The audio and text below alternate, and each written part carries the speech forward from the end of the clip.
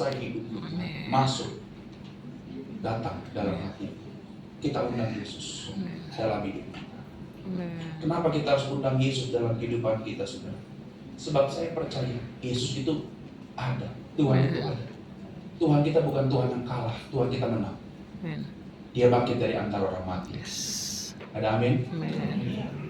Undang Yesus dalam hidup kita. Ya, makanya firman Tuhan mengajar kita, saudara, dalam 2 Petrus 3 ayat yang 9. Coba kita baca. 2 Petrus 3 ayat yang 9.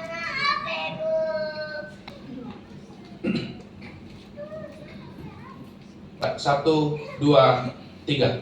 Tuhan tidak menepati janjinya, sekalipun ada orang yang menganggapnya sebagai apa? kelalaian, Tetapi apa? sabar terhadap kamu, karena ia menghendaki supaya jangan ada yang binasa, melainkan supaya semua orang berbalik dan bertobat. Kalau sekarang kita masih dikasih kesempatan sama Tuhan, meski padahal seringkali kita menyakiti hati Tuhan, itu bukti bahwa Tuhan sabar sama kita. Itu bukti bahwa Tuhan baik sama kita. Dia masih kasih kita kesempatan untuk kembali dan bertobat kepada siapa? Tuhan. Kembali dan bertobat kepada Tuhan. Ada amin? Iya, saudara. Ini penting, kita harus sadar, percaya bahwa Tuhan itu sudah sabar menanti pertobatan. Tapi mohon maaf, saudara, kalau orang Kristen tidak pernah mau bertobat, tidak pernah mau berubah. Maaf ya, orang yang nggak pernah berubah itu nasibnya juga nggak pernah berubah. Gitu-gitu.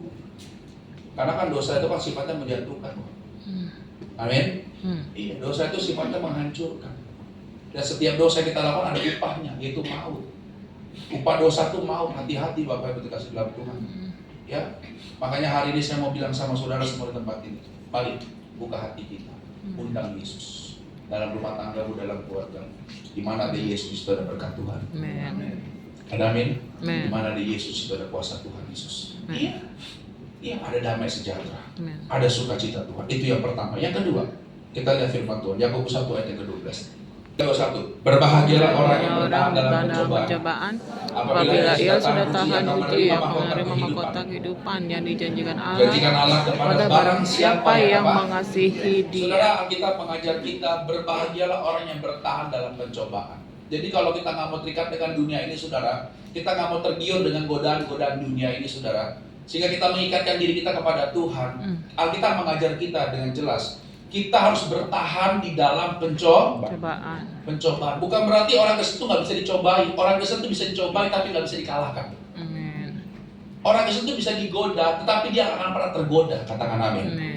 Amin. Orang yang bertahan dalam pencobaan, sebab apabila ia sudah tahan uji, ia akan menerima mahkota apa? Kehidupan. Berarti yang kedua, kita harus bertahan sampai akhir, Pak. Bertahan sampai akhir. Kuat, bertahan sampai akhir. Kenapa? Karena piala atau mujizat mahkota kehidupan hanya diberikan kepada orang-orang yang gak pernah berhenti, yang gak pernah quit.